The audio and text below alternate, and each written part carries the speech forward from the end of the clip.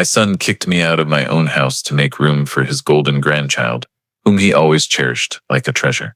I used to think it was just harmless favoritism, until boundaries were erased, and the respect for me vanished completely. Humiliated in front of the family, watching my son coldly side with others, I realized I'd been pushed out of his life, but what Michael doesn't know is that I still hold the trump card that could change everything. Before diving into the story, don't forget to subscribe to the channel, hit the like button, and comment where you're watching from. Let me know what time it is where you are. That morning, autumn sunlight poured through the kitchen window, casting a soft golden glow on the worn wooden table where I'd sit sipping my coffee every day. The steady tick of the wall clock echoed the repetitive years, until Michael, my only son, walked in with words I never thought I'd hear from my own flesh and blood. "Dad, I think it's time you moved out." The words were light as a breeze, but hit my chest like a stone.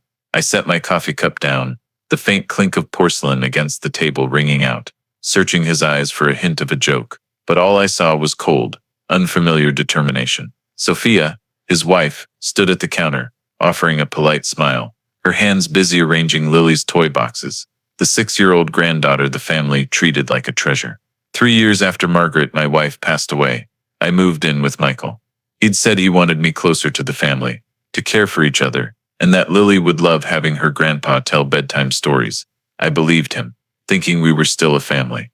At first, things seemed warm. I drove Lily to school, fixed the creaky hinge, replaced burnt-out bulbs, tended the backyard garden Michael never had time for.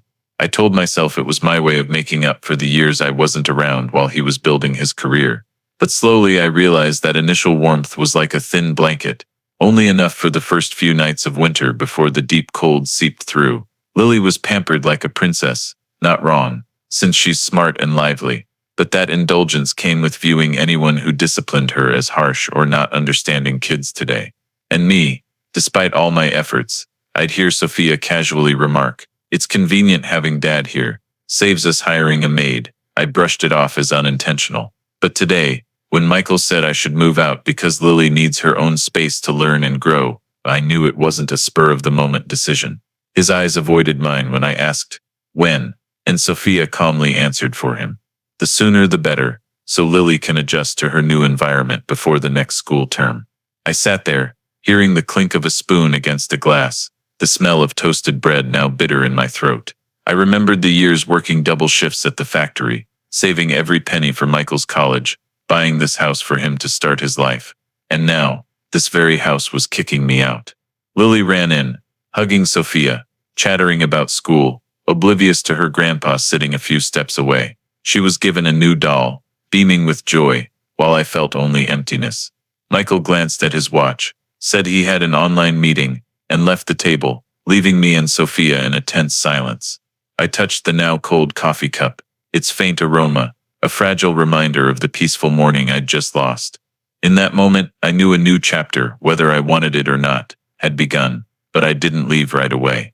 Part of it was not knowing where to go, part was clinging to a sliver of hope that it was just a passing breeze, that Michael would change his mind, or at least give me time to prepare. The days that followed, life in the house went on as if nothing had changed. Except for one thing, I started noticing the cracks I'd previously ignored. Every morning I still woke up before everyone, brewed coffee, toasted bread, prepared Lily's backpack and breakfast. Sophia would sometimes come downstairs, smile faintly, and say, "Thanks, Dad," but her eyes slid past me like I was a convenient appliance rather than a father. Lily would bound down the stairs, hug her mom, show off drawings or school stories, while I stood nearby like part of the scenery.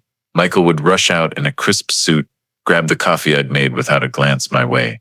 I didn't expect excessive gratitude, but the silence and indifference grew heavy. Gradually, requests turned into expectations. Sophia would text me daily lists: buy groceries, pick up Lily, stop by the pharmacy, check the heater, clean the garage. If I was late, Michael would call down from upstairs, irritated, "Dad, aren't you done? Lily's gonna be late." I told myself I was helping because I loved my family, but each day, helping felt more like duty. Their treatment of Lily only highlighted the contrast. She was spoiled beyond reason, every mistake excused. Once she spilled juice on the new sofa. I cleaned it and gently told her to be more careful. Sophia overheard and said, almost scolding, Dad, don't make Lily sad, she's just a kid. A few days later, I accidentally dropped an old mug, and Michael frowned. Dad, be careful, things in this house have value. I looked at him, remembering that mug was one Margaret bought when we were still struggling. Dinners lost their warmth. Some nights I'd sit down to find my portion the smallest, while Lily's plate was piled high even though she'd eat only a few bites. I suggested teaching her to value food. Michael stayed silent. Sophia changed the subject. One evening in my room I overheard them talking in the kitchen, Sophia's voice clear. I don't want Lily to face any limits. She deserves the best. Michael replied softly but loud enough. Dad will understand or not. Those words drove another nail into the closing door between me and my son. Lily started treating me differently too. One afternoon I found my collection of old newspapers cut to pieces. She said, I thought it was scrap paper.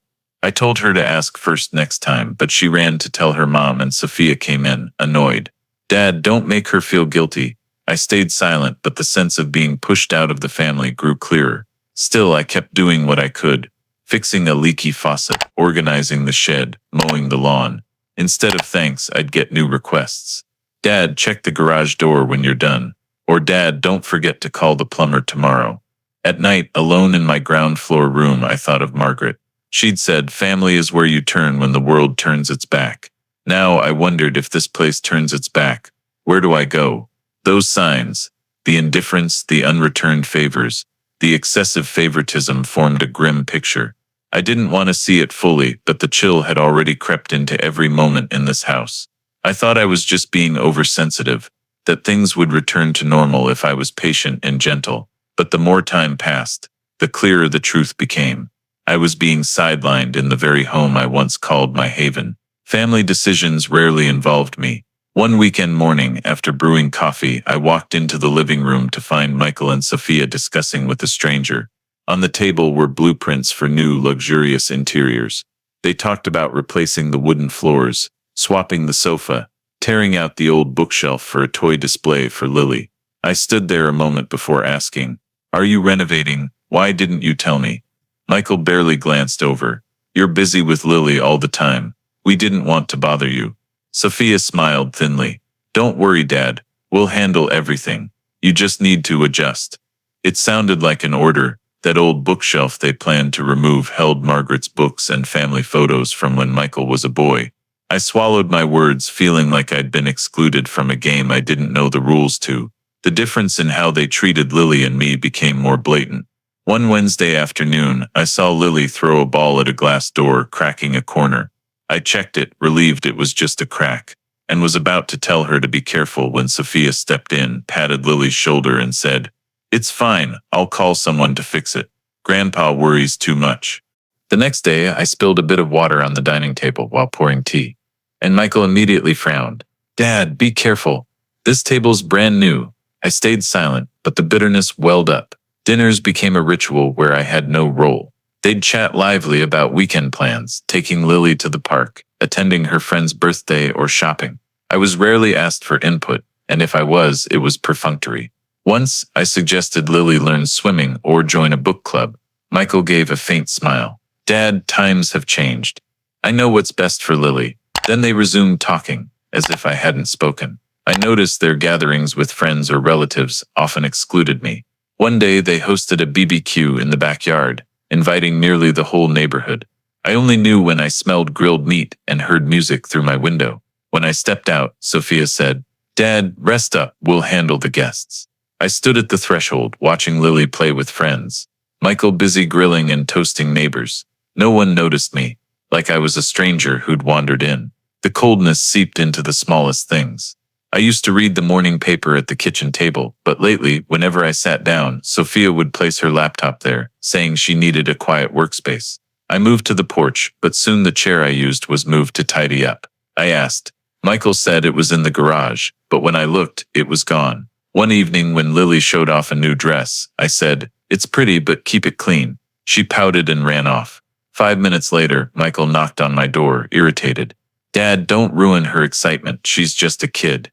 I wanted to remind him I raised him from a kid like that, but I stayed silent. Bit by bit, I felt I no longer belonged.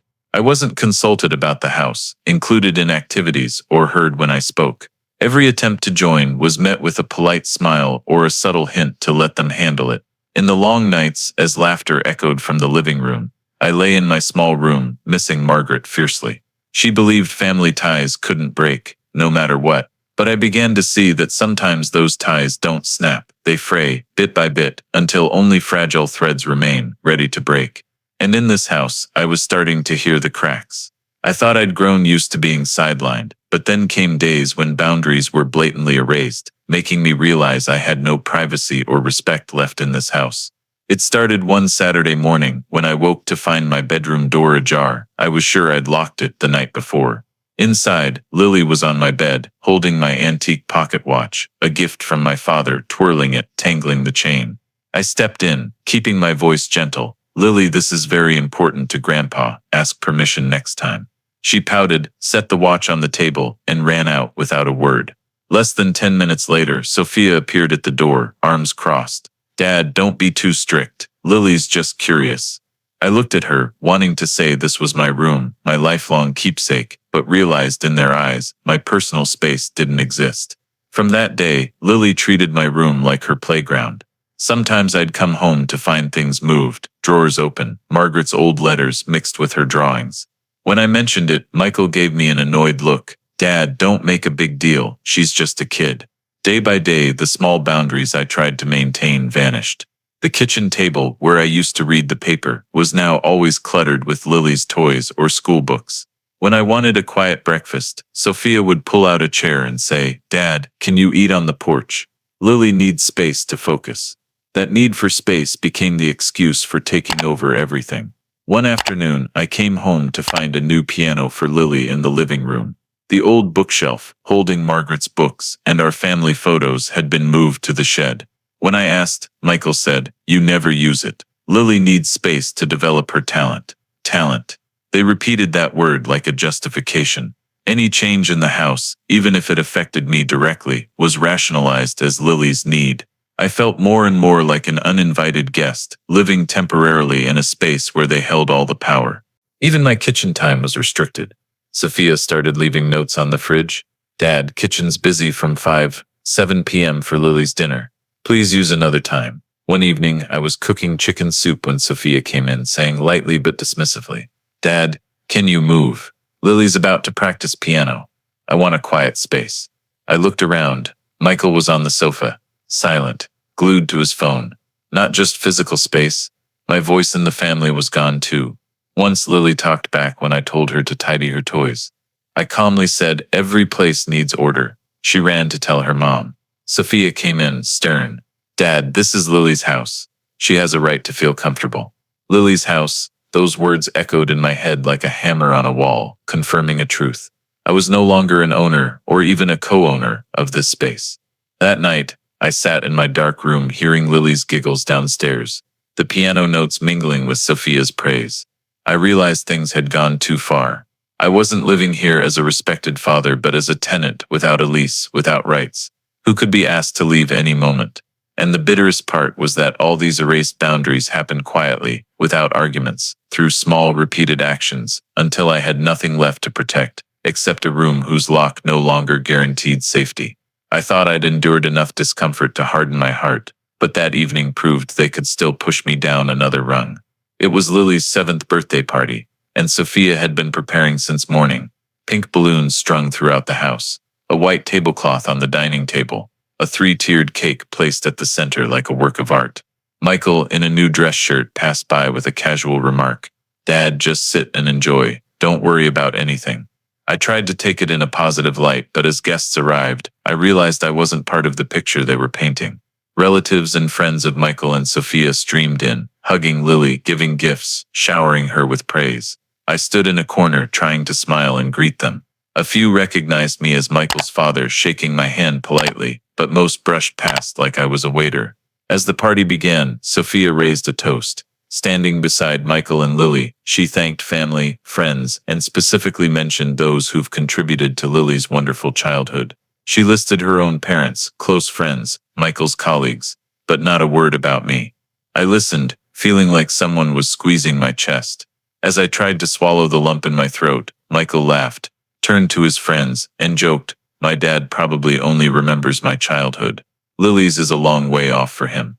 Everyone chuckled, as if it were a clever quip. To me, it was a public stab, in front of all those people. I wanted to leave, but the table was in the middle of the room, surrounded by guests. After dinner, Lily started opening gifts.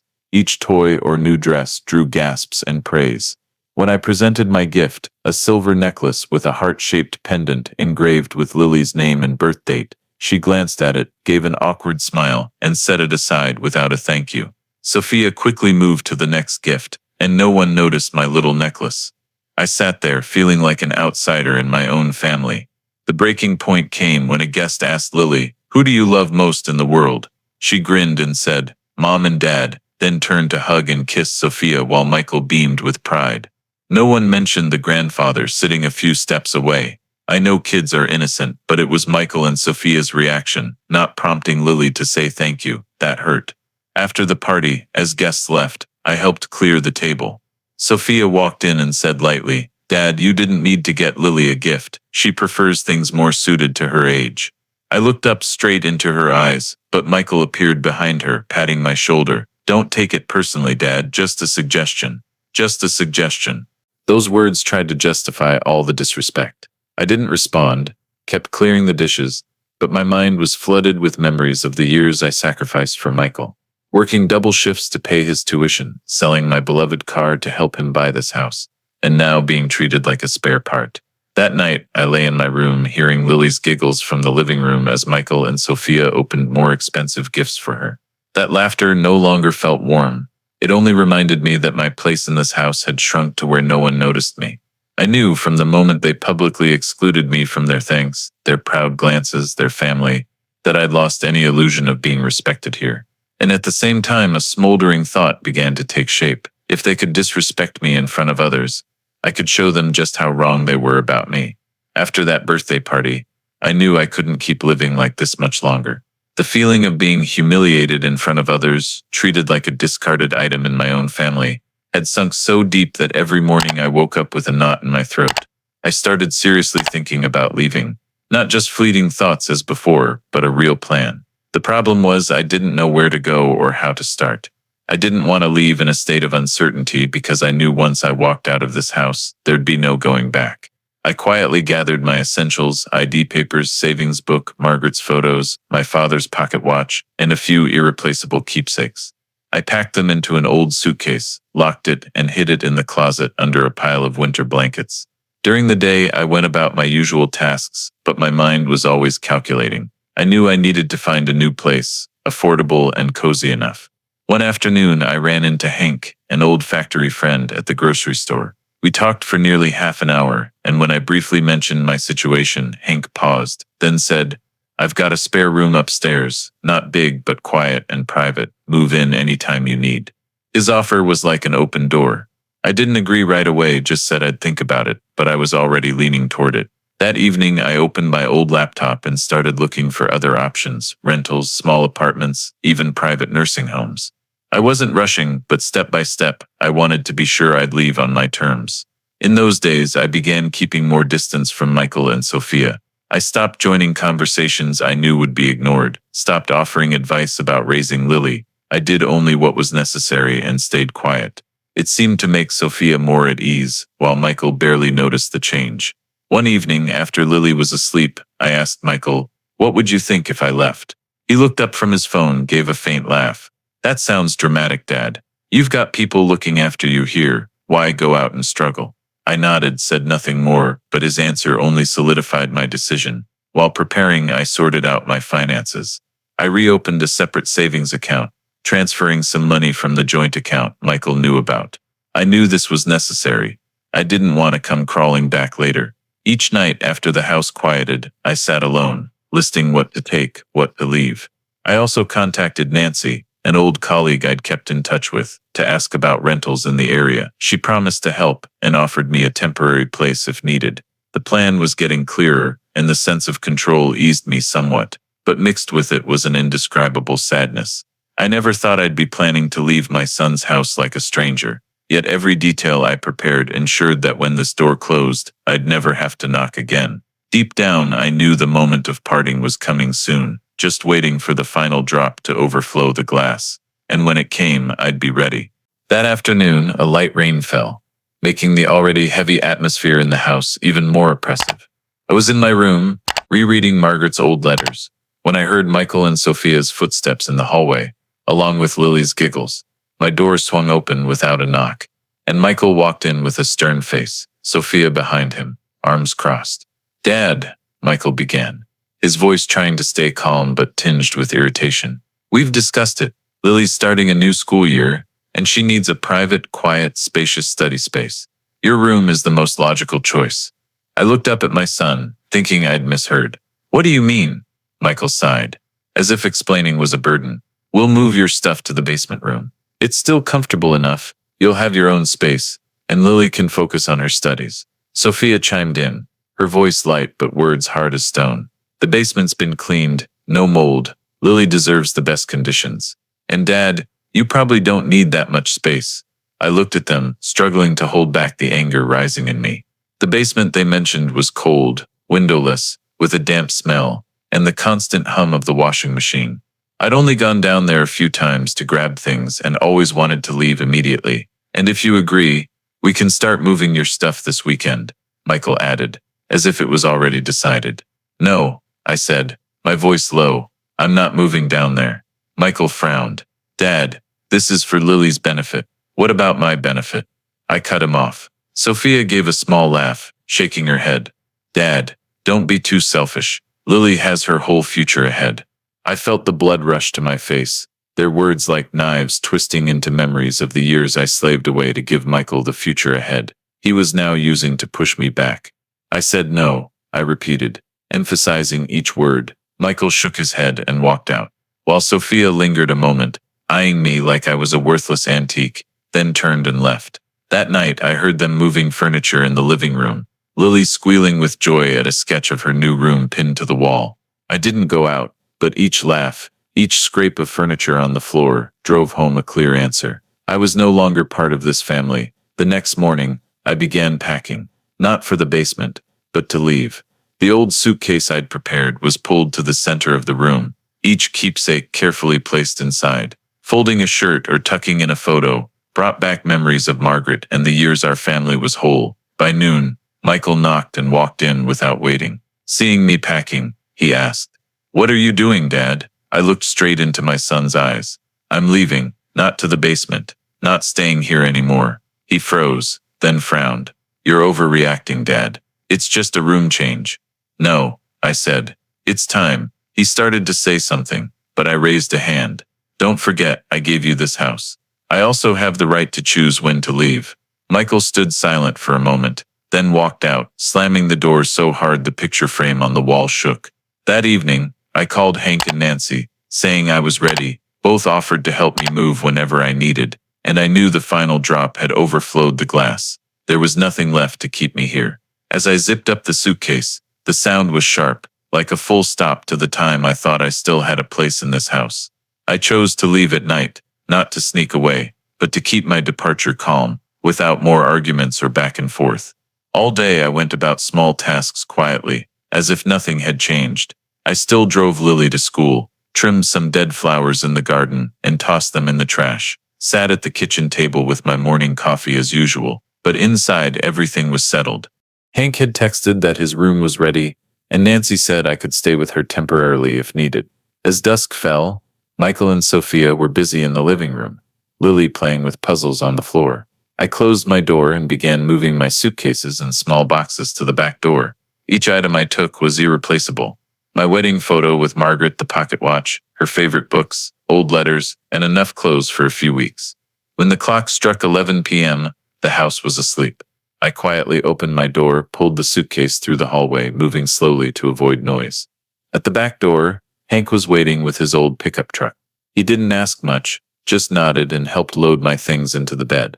I turned to look at the house one last time. The glow of Lily's nightlight spilled from her room, her small silhouette visible on the curtain. I remembered the early evenings when I first moved in, telling her bedtime fairy tales, hearing her giggle. But now, the distance was too vast to bridge. I locked the door, slipped the key into an envelope with a brief note. "Dad's gone," and left it on the kitchen table. On the drive away, I didn't feel the relief I'd expected.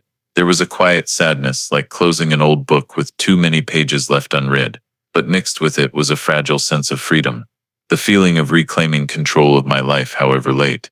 Hank drove me to his place, where the upstairs room was small but clean, with a window overlooking a quiet street. I set down my suitcase, sat on the bed, and looked out. A light rain fell, streetlights reflecting on the wet asphalt. I knew tomorrow morning when Michael and Sophia woke, they'd find an empty room, a neatly made bed, and my note. They might be annoyed, or they might feel relieved, but whatever their reaction, I was gone, and this time I wouldn't return.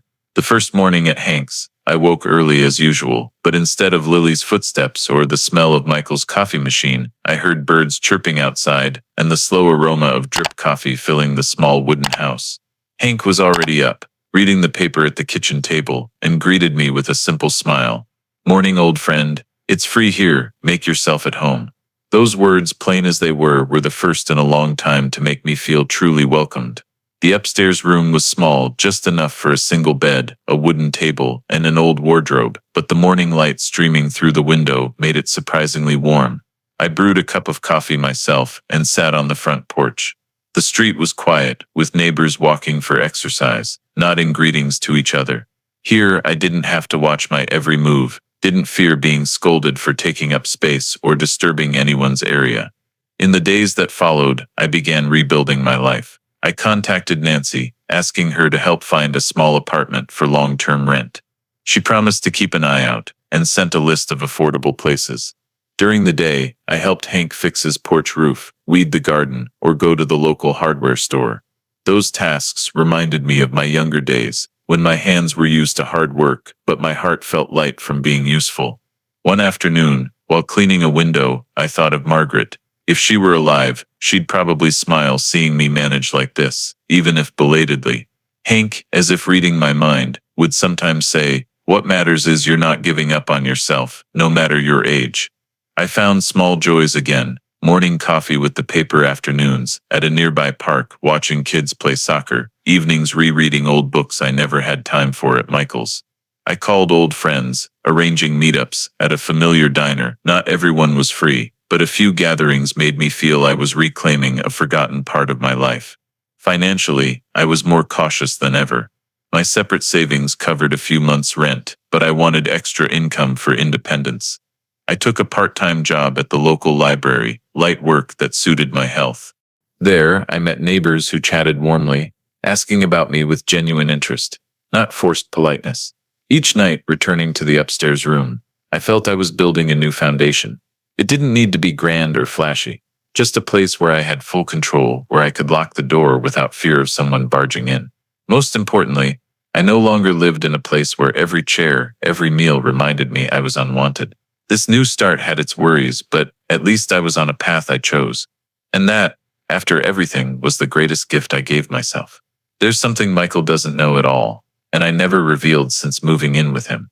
I still hold partial ownership of the company he's running. Years ago, when Michael started his business, I sold my old pickup truck and drained most of my savings to invest in it, in exchange for a small share of the company. We signed proper paperwork, and I still keep the original documents in a locked briefcase hidden at the bottom of my closet. For years, I didn't interfere in his work, trusting he knew how to manage and would respect my initial contribution. But since being treated like an outsider, I started seeing things differently. At Hank's, once I'd settled in, I pulled out the files and reviewed every clause. I realized I still had the right to attend shareholder meetings, request financial reports, and even vote on key decisions. Michael never once mentioned inviting me to those meetings, probably assuming I'd forgotten or no longer cared. But in truth, I'd just been quietly observing. During a chance meeting with Robert, another shareholder at a bookstore, I heard things that made me think. Robert whispered that the company recently had questionable expenses, opaque contracts, and that Michael seemed to wield too much unchecked power. I didn't act surprised, just nodded, but inside the pieces started falling into place. Maybe Michael thought my leaving the house meant cutting my influence from his life entirely, but he forgot that, on paper, I'm still there and legally entitled to ask questions. I decided not to act rashly.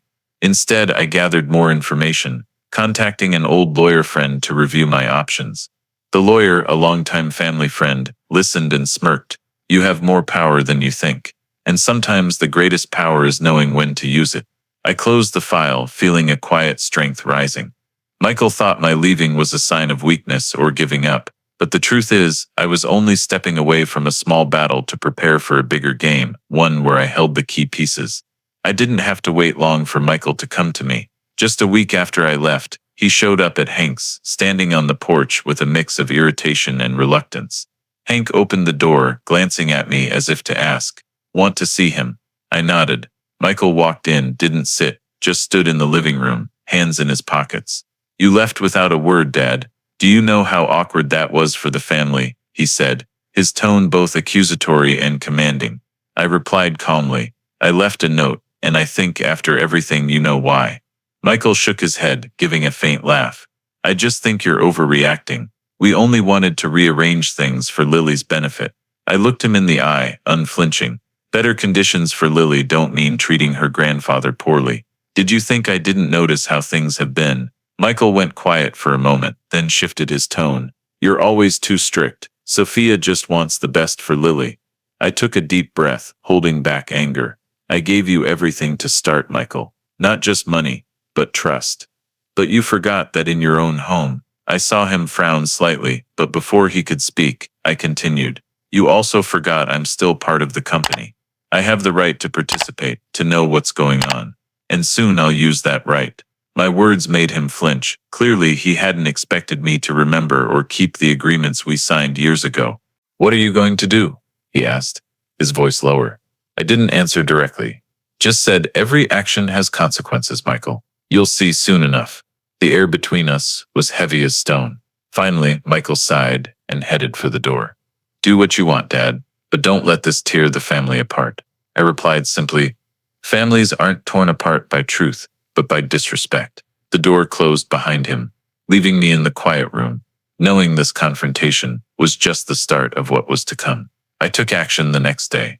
There was no reason to delay, and I knew if Michael kept full control, things would only worsen. First, I contacted my lawyer friend and sent him copies of all the documents proving my ownership stake in Michael's company. He reviewed every clause and nodded. "You don't just have the right to attend shareholder meetings. You can demand an independent audit if needed. And from what I've heard from Robert, now might be the right time." Hearing that, I felt a surge of energy, like when I was younger, making tough decisions for the family without letting emotions cloud my judgment. I started calling other shareholders, beginning with those I knew from when Michael launched the business. Many were surprised to hear my voice, assuming I'd retired from the company long ago. When I asked directly about recent expenses, some hesitated, but others admitted they weren't satisfied. "Michael's doing good work, but sometimes too secretive. There are investments and contracts we haven't been clearly informed about," one shareholder, Alan, said. I thanked him and noted every detail. The next step was formally requesting a comprehensive audit of the company. Michael would surely receive the notice, and I could almost picture his face opening the letter. Sure enough, 2 days later my phone rang. "What are you doing, Dad?" Michael asked, his voice a mix of anger and worry. I stayed calm. "I'm doing what a responsible shareholder does." He cut in. "You're trying to destroy my company." I replied, "No, I'm protecting what we built together." The audit took place over the next few weeks, and what I heard from the lawyer was both surprising and saddening. Some large expenses lacked clear documentation. Certain contracts were signed with intermediary companies run by Michael's friends. Worse, there was evidence Sophia was involved in those spending decisions, despite having no official role in the company. I didn't want to believe it, but the numbers and documents didn't lie. When the audit results were presented to the board, the meeting room was so tense you could hear pens tapping on the table. Michael tried explaining that every expense had a strategic purpose, but those reasons didn't hold up against the evidence. A board member, a close friend of mine, spoke up. "We can't let this continue. The company needs more transparency, starting with a change in leadership structure." I sat there, silently observing, no gloating, just the calm of someone who saw the outcome coming. In the end, the board voted to temporarily suspend Michael's executive authority for a restructuring. The news spread quickly among shareholders and employees, and within days, I received countless calls, some offering support, others asking if I'd take over. I made it clear, I don't want to take my son's place, but I'll ensure this company operates with integrity and respects everyone involved. Michael avoided contacting me during that time, but one rainy afternoon, he showed up at Hank's. His face was tired, lacking its usual confidence, and he sat across from me. "You won, Dad," he said, his voice low. I shook my head. "This isn't a game to win or lose, Michael. This is consequences." I told him everything the audit uncovered, emphasizing that the board's restraint from publicizing it was to give him a chance. Michael sat quietly, his eyes shifting from defensive to reflective. "I was wrong," he said softly, almost a whisper. "I thought you'd given up. So I didn't think about keeping you involved," I replied. "You didn't just push me out of the house, Michael. You pushed me out of your life. And that hurt more than anything." We sat in silence for a long time after that. The sound of rain tapping the roof filled the void. Finally, I said, "I don't want to see you fail, but I won't turn a blind eye when you're wrong. Family and business both need respect." That conversation didn't heal all the cracks, but it was the first time in years I felt my son truly listened. I knew it would take time for Michael to change, and for me to trust again. But at least the board had shifted, and this time, the pieces in my hand weren't for defense. They were to ensure no one, not even my own son, could push me out of what was rightfully mine again. When Michael stepped down as executive, the company entered a restructuring phase. The board appointed a temporary director, someone I trusted to address lingering issues and establish transparency. I kept my shares but took a supervisory role, attending meetings and ensuring decisions were documented openly. This wasn't the joy of victory, but a quiet peace mixed with regret. I never wanted to see my son lose the position he was once proud of, but what happened was the inevitable result of his own choices. In the early days, Michael avoided everyone. I heard from acquaintances that he stayed home most of the time, rarely went out, while Sophia was so angry she wouldn't mention my name. Lily, oblivious to it all, only knew her parents whispered in their room, and the family atmosphere grew tense. I didn't want Lily growing up with resentment, so I didn't reach out to her then. Instead, I spent time with Hank, continued my part-time library job, and occasionally met Nancy for coffee. In the library afternoons, watching kids read eagerly, I thought of Lily. I wondered if, had things not fractured with Michael, I could have been the one reading her bedtime stories like when I first moved in. The thought was both warm and sad. I knew that while I'd turned the tables in business, the family game was still unfinished. But unlike before, I no longer felt powerless. I could choose how to reconnect, step by step, when the time was right. About 3 months after I left, Michael called. His voice was still tense but less sharp. "Dad, I want to meet and talk. Not about the company, but about family." We arranged to meet at a diner near the park, a place we used to go when he was young. Michael arrived early, sitting at a corner table. He looked thinner, his eyes tired but no longer arrogant. "I've thought a lot about what you said," he began, "and I realize I let work and ego blind me. I thought I was doing the best for Lily, but I forgot she needs her grandpa too." I stayed quiet, letting him finish. "Sophia still doesn't get it, but I want to invite you over this weekend, so Lily can see you. She mentions you more than I realized." I looked at Michael, seeing a spark of sincerity in his eyes. "I'll come," I said, "but I don't want things to go back to how they were, because how they were is why I left. If you want me and you're in Lily's lives, you have to respect my boundaries." O's. Michael nodded. No argument. That weekend I went. Lily ran out to hug me the moment I stepped through the gate, as if nothing had happened. 2. We played puzzles on the floor, and for the first time in months, I heard her laugh without a heavy heart. Sophia kept her distance but wasn't openly hostile. Michael sat nearby, joining in occasionally, and I realized though the relationship wasn't fully healed, it was finding its way back. As for the company, the restructuring went smoother than I expected. The temporary director and board set up internal controls, cut shady contracts, and made financial reports public to all shareholders. Michael no longer had executive power, but kept some shares, ensuring income while giving him time to reflect. I believed if he truly learned from this fall, he could one day return to leadership with the humility needed. Some asked if I regretted causing my son to lose his role. I said I regretted letting things go so far before acting. If I'd been firmer, set clearer boundaries sooner, maybe Michael wouldn't have grown used to crossing lines. But I also knew that sometimes, only when things collapse do people examine the foundation, and this lesson, costly as it was, might be the only thing to save both the company and the family. Now I live more independently than ever. The small apartment I rent near the library is cozy and quiet, perfect for reading and tending a few potted plants on the balcony. I still see Hank often, accept coffee invites from Nancy, and sometimes visit Lily. Each time she hugs me, I'm reminded of a simple truth. The most important things in life aren't shares, titles, or power, but the people we love and respect.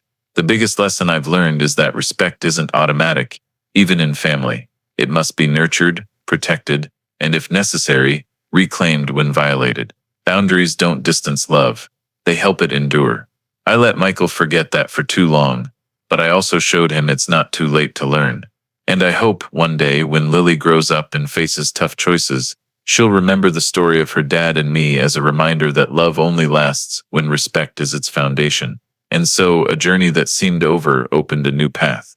Not a smooth one, but one I walk with steady feet, carrying a lesson I'll hold for life. Sometimes to keep your worth, you must be ready to leave, not to give up, but to reclaim your rightful place in your own story. This story reflects a common issue in American society today: family relationships fracturing, when personal boundaries aren't respected, and gratitude is replaced by disregard. In the story, the father initially moved in with his son Michael to bond with the family, care for his granddaughter Lily, and even sacrificed his own comfort to help around the house. But gradually, boundaries were erased, his private room was invaded, his voice in the family ignored, and he faced public humiliation at his granddaughter's birthday. This is a strong reminder that even between parents and children, respect and personal boundaries are essential for a healthy relationship. In American culture, where individual value and autonomy are prized, older adults sometimes hesitate to speak up to keep the peace, but that can lead to being undervalued. Like the father in the story, when he chose to leave and assert his legal rights in the company, he not only protected his financial stake, but also restored his self-respect. The practical lesson for Americans is set clear boundaries even with loved ones, protect your legal rights, and don't hesitate to seek support from the law or community when treated unfairly. At the same time, for younger generations, this story reminds us that gratitude isn't just words but actions, respecting, listening to, and valuing those who've sacrificed for you. Because once the thread of respect breaks, family bonds are hard to mend fully. If this story gave you valuable insights and lessons about family and respect, please subscribe to the channel to join me in sharing more meaningful stories. Thank you for listening, and see you in the next video with deeper experiences and life lessons.